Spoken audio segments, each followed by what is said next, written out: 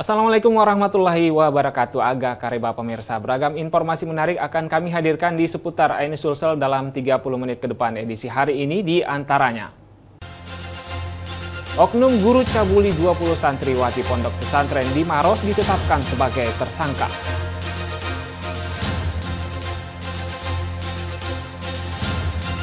Tiga pekan sudah Polda Sulsel tetapkan 3 tersangka kasus skincare berbahaya.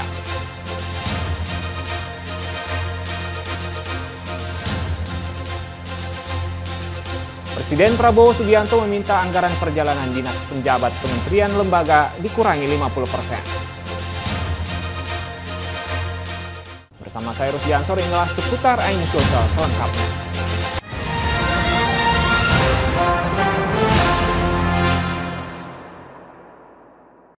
Pemirsa, setelah memeriksa sejumlah saksi, Satreskrim Polres Maros akhirnya menetapkan oknum guru pondok pesantren di Kabupaten Maros sebagai tersangka. Pelaku diduga mencabuli 20 santriwati anak didiknya sendiri. Pelaku juga secara resmi diberhentikan oleh pondok pesantren. Satreskrim Polres Maros akhirnya menahan dan menetapkan AH, seorang pria 40 tahun yang merupakan oknum guru pondok pesantren diduga mencabuli 20 santriwati anak didiknya sendiri di Kabupaten Maros sebagai tersangka. Penetapan ini berdasarkan hasil gelar perkara yang dilakukan oleh tim penyidik Unit Perlindungan Perempuan dan Anak Polres Maros, serta pemeriksaan sejumlah saksi sebagai alat bukti dalam kasus tersebut. Pelaku juga dijerat dengan pasal 82 tentang perlindungan anak yang dilakukan oleh tenaga pendidik pada siswanya dengan ancaman hukuman kurang lebih 15 tahun ditambah sepertiga dengan hukumannya. Selain menetap tersangka, oknum guru juga secara resmi telah diberhentikan oleh pihak pondok pesantren yang menyayangkan dengan kejadian tersebut, serta memperbaiki secara internal sistem pengawasan dan menjamin hal tersebut tidak terulang kembali. Tindakan memberhentikan si oknum ini karena sangat disesalkan kejadian itu. Kemudian insya Allah untuk ke depan ini kami berusaha supaya nanti setoran hafalan syarat itu tidak lagi berhadapan dengan guru laki-laki. Sebelumnya, kasus dugaan pencabulan yang dialami oleh 20 santriwati ini terungkap setelah salah satu korban menceritakan kejadian tersebut kepada orang tuanya. Hingga keluarga korban yang tidak menerima dengan kejadian tersebut akhirnya melaporkan oknum guru pondok pesantren itu ke polisi. Dari Kabupaten Maros, Wahyu Ruslan, iNews melaporkan. Pemirsa, beralih ke informasi skincare ilegal. 3 pekan sudah Mira Hayati ditetapkan sebagai satu dari 3 tersangka kasus peredaran skincare atau kosmetik mengandung merkuri di Kota Makassar. Wanita yang dijuluki si Ratu Emas yang kerap kali memamerkan harta kekayaannya yang diduga diperoleh dari hasil jualan skincare berbahaya.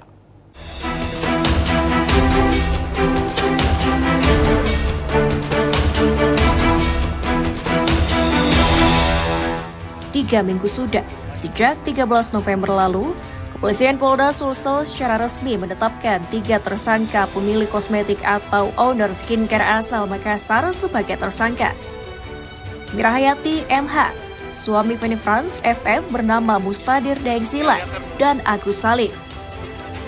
Penetapan ini dilakukan setelah polisi menyita ratusan kosmetik yang diduga mengandung bahan kimia berbahaya atau merkuri.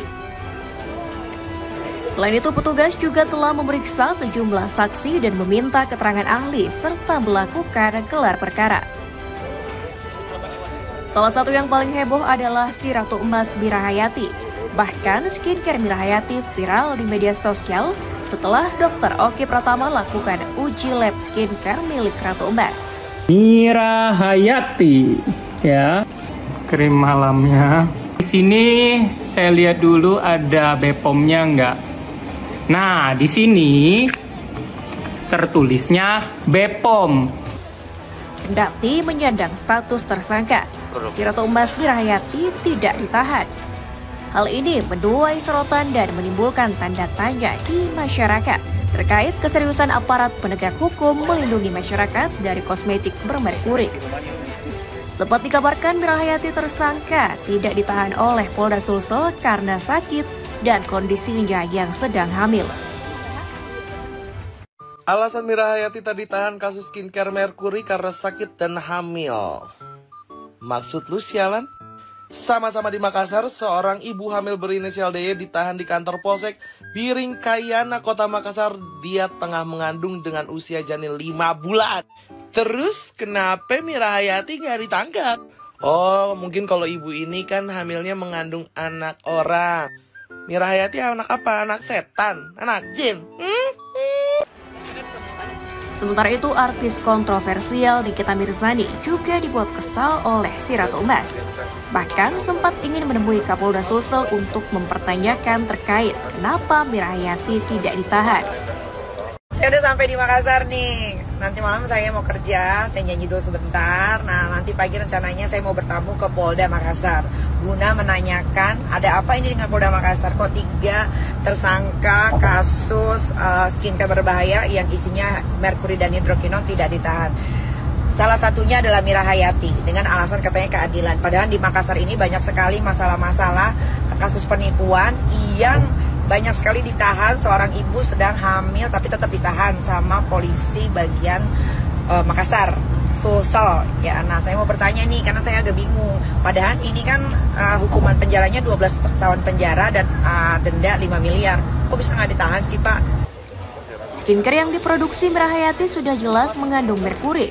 Direktorat Reserse Kriminal khusus Polda Sulawesi mengungkap 6 produk skincare yang mengandung bahan berbahaya jenis air raksa atau merkuri yang beredar di Sulawesi Selatan. Ke-6 produk kosmetik tersebut masing-masing FF, RG, MH, MG, BG, dan NRL. Hal ini melanggar pasal 9 ayat 1 huruf J dan K Undang-Undang Perlindungan Konsumen. Pelaku usaha dilarang menawarkan, mempromosikan, mengiklankan suatu barang dan atau jasa secara tidak benar dan atau seolah-olah menggunakan kata-kata yang berlebihan seperti aman, tidak berbahaya, tidak mengandung risiko atau efek samping tanpa keterangan yang lengkap, menawarkan sesuatu yang mengandung janji yang belum pasti. Dari Makassar, Tim Liputan iNews melaporkan. Sementara itu, sosok Feni France sudah menjadi rahasia umum jika dirinya tersangkut kasus skincare mengandung merkuri. Sementara ada produk kosmetiknya terbukti diuji laboratorium oleh BP POM Makassar mengandung bahan berbahaya atau merkuri. Namun yang ditersangkakan Polda Sulsel, sang suami dari Feni France bernama Mustadir Daengsila. Sampainya hatimu, duhai kasih, mengkhianati cinta suci ini. Siapa sangka sosok Feni France yang terkenal sebagai owner kosmetik ini ternyata produknya yang telah disita oleh Direktorat Reserse Kriminal Khusus Polda Sulawesi Selatan setelah adanya laporan dari masyarakat mengenai kosmetik yang diduga mengandung bahan berbahaya yang beredar di masyarakat. Produk kosmetik sedaran tersebut kemudian dilakukan uji laboratorium oleh BP POM Makassar. Dari 66 sampel yang dilakukan sampling, 6 produk kosmetik terbukti mengandung bahan berbahaya merkuri. Ini akan saya cek nama brandnya FF, Feni France. Ini ada yang paketan yang warna hijaunya. Kalau dari konsistensi, ini lengket, molor. Biasanya kalau krim-krim yang berbepom, konsistensinya tidak seperti ini. Wah, ini tinggi banget loh. Dan naik krimnya, naik krim yang itu, ya brand ini, dan kita masukin ke lab dan hasilnya 1646 mg per kilogram. Tak hanya kepolisian, Dr. Oki Pratama dan Richard Lee dalam video yang viral di TikTok dengan tulisan Mercury Award juga mengungkap adanya kandungan merkuri di produk kosmetik FF. Kendati produk FF yang mengandung merkuri, namun sang owner lolos dari jeratan tersangka. Namun yang menjadi tersangka adalah suami Feni France, FF, bernama Mustadir Daengsila. Inilah menjadi pertanyaan masyarakat. Polda Sulsel tetapkan Mira Hayati, Agus Salim, dan suami Feni France. Suami tersangka skincare bermerkuri. Tunggu dulu, kenapa nah suaminya korong ditangkap? Nah punyanya itu FF itu istrinya, harusnya istrinya yang ditangkap. Bukannya istrinya yang diusut, tapi ini korong suaminya yang ditangkap. Direktorat Reserse Kriminal Khusus Polda Sulawesi Selatan mengungkap 6 produk skincare yang mengandung bahan berbahaya jenis air raksa atau merkuri yang beredar di Sulawesi Selatan. Ke-6 produk kosmetik tersebut masing-masing FF, RG, MH, MG, BG, dan NRL. Dalam akun TikToknya, Feni Frans membacakan pernyataan jika produknya sudah diambil polisi dan diuji lab, dan terdapat satu produk pabrikan yang telah diproduksi dan beredar diduga mengandung merkuri dan hanya meminta maaf, serta menyebut kesalahan pada pihak pabrik. Dengan ini kami menyampaikan untuk tidak melanjutkan produk baru kami tersebut. Kami pun akan melayangkan surat gugatan kepada pabrik tersebut untuk dimintai keterangannya perihal hal ini. Demikian saya memohon maaf yang sebesar-besarnya kepada semua masyarakat atau customer atas berita ini. Feni Frans dikenal hobi berjoget di depan ribuan produknya. Namun bagaimana jika berjoget di atas penderitaan konsumen yang menjadi korban merkuri? Hanya Anda yang dapat menilainya. Dari Makassar, Tim Liputan iNews melaporkan. Sejak 13 November, Kepolisian Daerah Polda Sulawesi Selatan menetapkan 3 owner skincare diduga mengandung bahan berbahaya kimia seperti merkuri. Salah satunya AS alias Agus Salim, owner Ratu Glow yang juga seorang apoteker.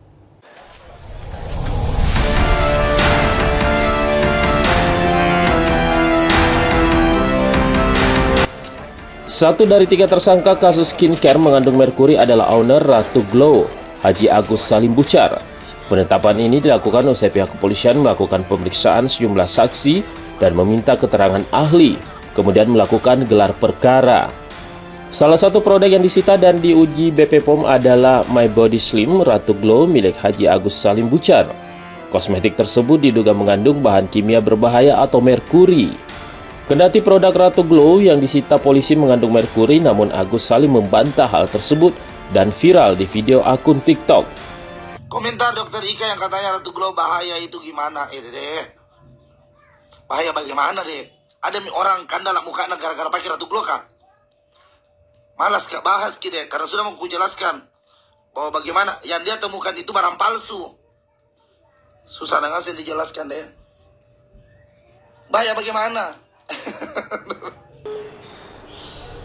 Pihak ini sudah berusaha menghubungi pihak Direktorat Reserse Kriminal Khusus Polda Sulawesi Selatan, namun belum mendapat respon hingga saat ini. Yayasan Lembaga Konsumen Indonesia Sulawesi Selatan meminta agar aparat penegak hukum transparan dalam menindaklanjuti kasus ini, sebab fenomena skincare berbahaya ini telah melanggar Undang-Undang Perlindungan Konsumen. Pemilik skincare Anda mempunyai tanggung jawab, jadi Anda sudah mengambil banyak dari masyarakat dan ini harus dipertanggungjawabkan dan harus bertanggung jawab secara moral seperti itu. Dari Makassar, Tim Liputan iNews melaporkan.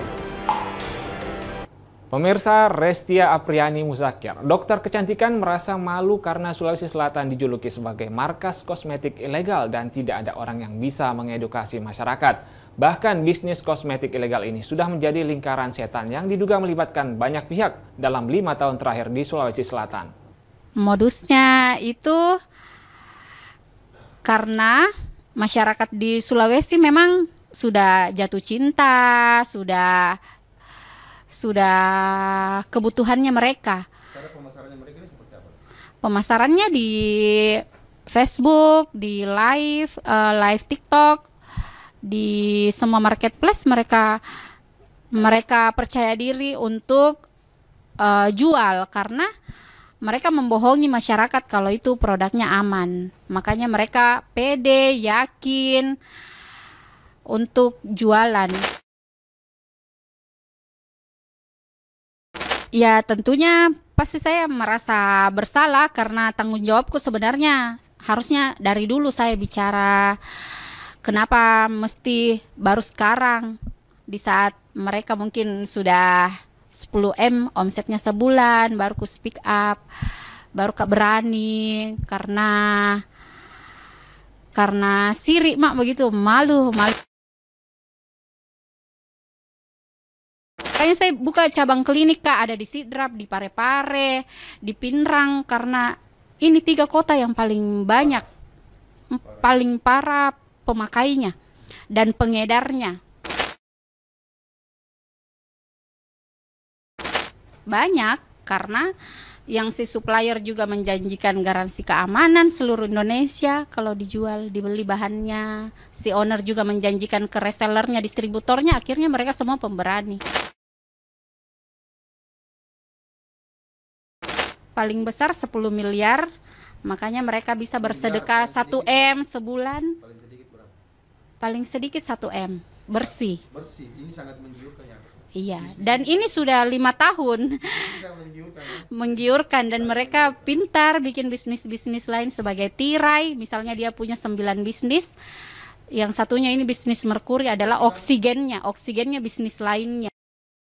Nah, harapannya mungkin karena daripada salah sawer Ki, mending pasien kita sawer karena mereka butuh pengobatan yang mahal.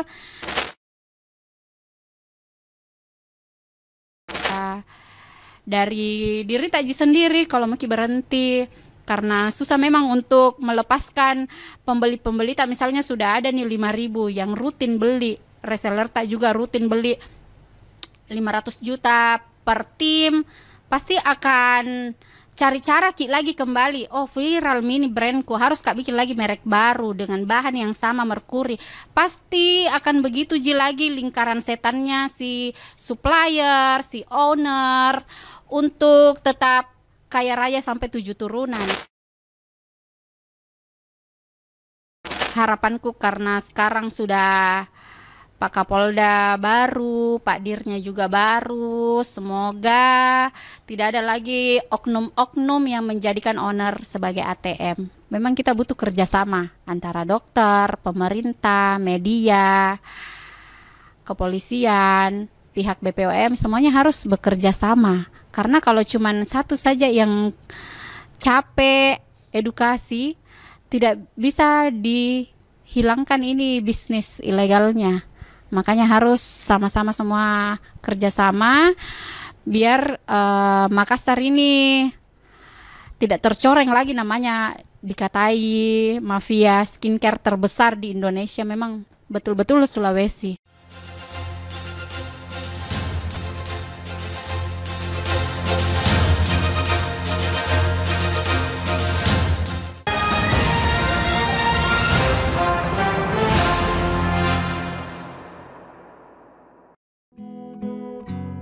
Terkadang hidup terasa berat, tak mengerti akan hidup ini. Namun di balik semua cobaan, Tuhan masih pedulikanmu. Terkadang hidup terasa berat, tak mengerti akan hidup ini. Namun di balik semua cobaan, Tuhan masih pedulikanmu. Kuatlah hatimu hadapi masalah, tegarkan langkahmu hadapi semua. Terkadang hidup terasa berat, tak mengerti akan hidup ini. Namun di balik semua cobaan, Tuhan masih pedulikanmu. Kuatlah hatimu hadapi masalah, tegarkan langkahmu hadapi semua. Terkadang hidup terasa berat, tak mengerti akan hidup ini. Namun di balik semua cobaan, Tuhan masih pedulikanmu.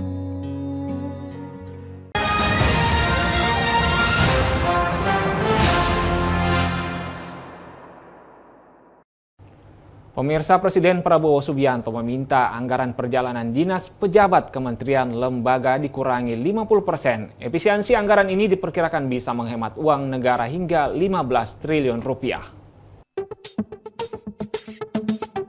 Pada pembukaan sidang Tanwir dan Milad ke-112 Muhammadiyah di Universitas Muhammadiyah Kupang, Nusa Tenggara Timur, Presiden Prabowo Subianto meminta pejabat kementerian lembaga mengurangi anggaran perjalanan dinas luar negeri yang menelan anggaran hingga 3 miliar dolar Amerika Serikat.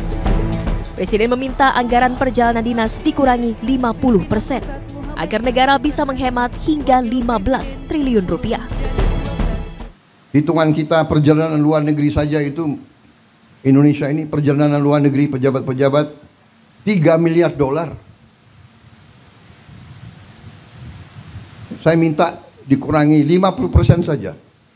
Kalau bisa dikurangi 50%, artinya kita bisa menghemat 15T.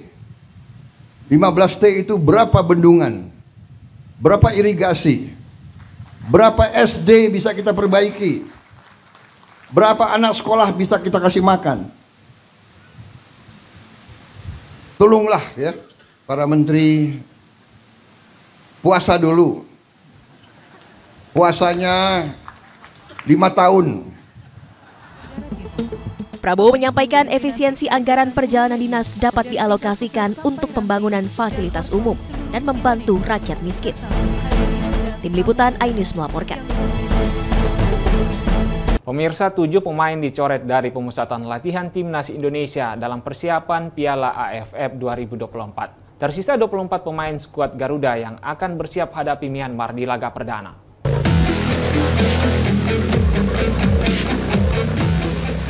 Sebelumnya ada Zaki Ashraf, Made Tito, Arsa Ahmad, dan Alfian Swaib yang tersisih dari skuad Garuda untuk Piala AFF 2024. Kemudian 3 pemain lainnya menyusul jelang keberangkatan ke Myanmar. Adalah kiper Ikram Al-Ghofari, Ananda Raihan, dan Armando Oropa ikut tereliminasi. Artinya, tim asuhan Shin Tae-yong kini menyisakan 24 nama untuk berlaga di Piala AFF 2024. Dari nama-nama ini, sejumlah pemain belum bergabung. Asnawi Mangku Alam rencananya akan menyusul langsung ke Myanmar. Sementara Rafael Strike tiba di Myanmar 1 hari sebelum laga perdana. Jika menyesuaikan regulasi turnamen, Timnas Indonesia masih bisa menyetorkan 26 nama pemain. 2 slot tersisa kabarnya akan diisi Justin Hapner dan Ivar Jenner. Namun hingga saat ini, 2 pemain abroad tersebut belum dapat dipastikan apakah bisa bergabung atau tidak dengan Timnas. Pasalnya belum ada tanda-tanda restu dari klub mereka bernaung, Wolverhampton Wanderers dan FC Utrecht. Bagi Anda pecinta seafood, kepiting, saus padang atau tiram dabu-dabu yang ada di salah satu warung di wilayah Sleman, Yogyakarta, wajib Anda coba. Ragam olahan seafood disajikan dengan berbagai varian bumbu yang nikmat. Seperti apa? Berikut liputannya. Bak surga bagi pecinta olahan seafood, warung makan yang ada di wilayah Sleman, Yogyakarta ini menyajikan ragam olahan seafood mulai dari kepiting, tiram atau oyster, hingga rahang ikan tuna jumbo. Olahan seafood di sini disajikan dengan berbagai varian bumbu, mulai dari saus padang, asam manis, black pepper, hingga mentega. Saya pun memilih untuk menikmati kepiting saus padang. Diawali dengan memilih kepiting yang masih fresh, kemudian ditimbang terlebih dahulu sebelum akhirnya dimasak dengan bumbu rempah pilihan. Dalam satu sajian tidak hanya kepiting, tapi juga disajikan dengan kerang hijau bersama jagung manis yang diguyur olahan saus padang nan lezat. Kita tadi pesen kepiting yang saus padang sama ada gurame madu. Rasanya enak, kalau untuk saus padangnya pas banget karena kebetulan aku kan suka pedes nih. Nah, pedesnya enak banget ya, mantap. Menu unik lainnya ada oyster atau tiram yang bisa dinikmati dalam keadaan mentah, dibalur dengan perasan jeruk lemon, memberikan rasa segar dan mengurangi aroma amisnya. Bisa juga dibakar, dihidangkan dengan sambal dabu-dabu di atasnya, dan ada juga oyster dibakar dengan keju mozzarella. Nikmat. Kalau untuk kepiting, kami paket itu mulai dari 88.000, itu udah paket, udah include nasi, ada kerangnya dan ada kepitingnya. Kalau untuk seafood sekitar range 20 ribuan. Harga yang ditawarkan di warung ini cukup terjangkau, mulai dari 20 ribuan saja. Anda sudah bisa menikmati aneka seafood yang lezat. Dari Sleman, Yogyakarta, Anissa Rizkia, iNews melaporkan. Informasi tadi menutup jumpa kita di seputar iNews Sulsel hari ini. Saya Rusdi Ansor pamit undur diri, selamat beraktivitas, salam kita pada salama. Wassalamualaikum warahmatullahi wabarakatuh.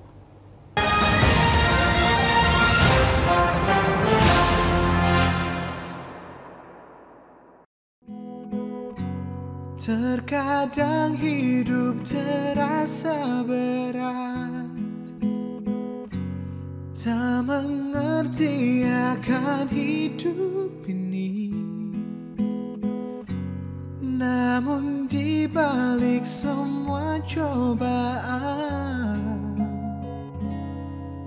Tuhan masih pedulikanmu. Terkadang hidup terasa berat, tak mengerti akan hidup ini. Namun di balik semua cobaan, Tuhan masih pedulikanmu. Kuatlah hatimu, hadapi masalah. Tegarkan langkahmu, hadapi semua.